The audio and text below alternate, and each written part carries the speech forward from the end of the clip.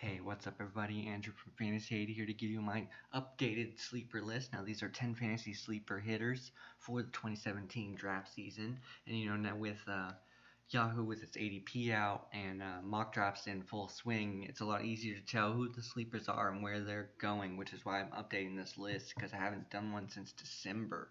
So number one, Dansby Swanson, the Atlanta Braves shortstop. His ADP currently is 174.3, and he showed impressive skills in his 38 games. He hit over 300, and he was able to hit lefties and righties, as you can see with a 294 average against lefties, 304 against righties.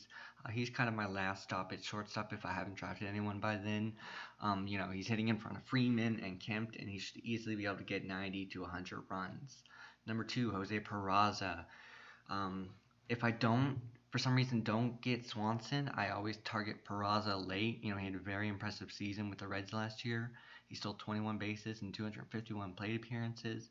His strikeout rate was super low for a rookie at only 12.9%. So, he steals, he gets hits for a good average. He's going to score some runs, and he's over 200 ADP. Like, you can get him really late, and that is definitely a bonus, especially if you didn't get steals early in the draft. Number three, Maikel Franco. His ADP is at 162.7, and he was majorly overdrafted last year. And because of that hype, it seemed like his 2016 performance was a disappointment, which definitely has lowered his ADP this year. But that's just to the advantage to anyone who drafts him because he did have a decent season last year. He had 25 home runs, 88 RBIs, and those aren't bad numbers. So if you miss on the top guys, you can get Maikel Franco and towards probably more towards the middle of the draft. I think the 162.7 is a little high. You'll see him go a little sooner than that, but if you miss out on the top third baseman, he's definitely a good guy to grab because I think he is a 30 homer guy. At number four, we got Brandon Drury. It looks like he's on the inside track to be the D-backs' main second baseman in 2017. He's shown the ability to hit for power and average in the minors, and he did that also in his 2016 performance with the D-backs. He was able to hit lefties and righties pretty consistently last year, batting 280 against lefties, 283 against righties. And he could be a sneaky power pick really late. As you can see, his ADP is 233.1. He had 16 homers last year, 282 average. I think Drury's going to have a pretty decent season in 2017 and will perform way above his ADP. Number five, we got Javier Baez. Now, of course, the concern with Baez is his playing time, which is why his ADP is so low. But you can't just ignore his ability to hit for power and steal bases. The positional flexibility will help with playing time with Chicago, as well as providing fantasy owners value at different positions. He can easily go 15 homers, 15 steals with a decent average and a good amount of runs scored. Now, he doesn't walk a ton, and the strikeouts are an issue, but there's just too much upside here to ignore, and that's a pretty good ADP for what he gives you. Number six, Hunter Renfroe. Renfroe was a bright spot for the Padres last year, hitting very well in very limited time. He's not going to hit 371, of course, in the 2017 season, but he should be able to maintain 280-ish average, and he's going to hit for decent power, which definitely makes his ADP pretty low. He definitely should be drafted before the 200th. He's over 200 right now, and that is an absolute steal if you can get him there. Number seven, Ryon Healy, third baseman for the Oakland Athletics. His ADP is currently 180.8. And Healy was never a top 100 prospect, but he always had decent seasons in the minors. He showed pop and contact power, and it seems like he's in line to play first base and DH this year, as they seem to be pretty committed to Trevor Plouffe at third base. But there's no way they'll be able to keep the bat out of their lineup, so I don't think playing time's a concern there. He's gonna hit 15 to 20 home runs, and he's gonna hit around 290, which isn't bad where you get him.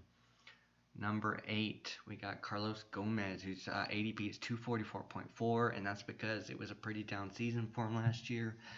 He batted 231, 13 homers, 18 steals. He's turning 31 in 2017. His bat speed is declining. So these are factors that are going into why his ADP is so low.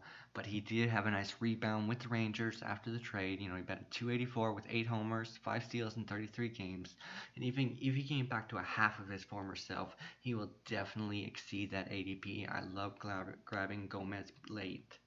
And then number 9, Josh Bell, first base outfield for the Pirates.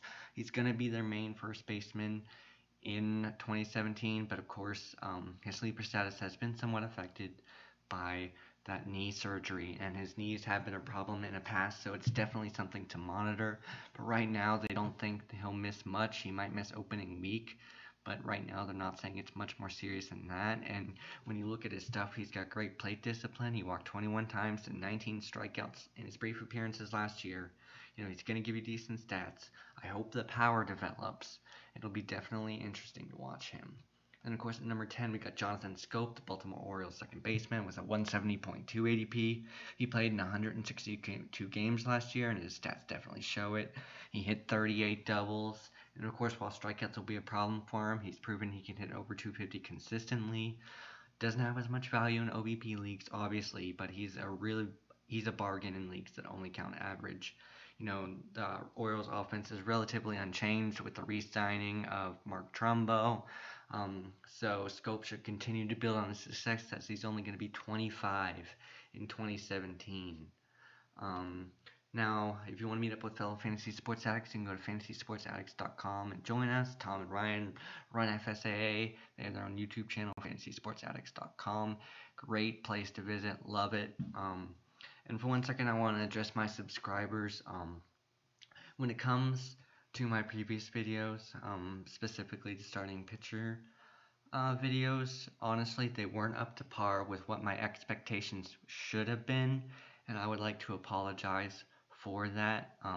I hold myself to a high standard. I hope you guys hold me to a high standard, and I want to create quality content that I feel confident about, that I have sufficiently researched, and I plan on giving you that promise to do it as we keep going into the draft season. Now, if you want to follow me on Twitter, just follow me at FantasyAid1, or if you have any questions, email me at fantasyaid1@gmail.com.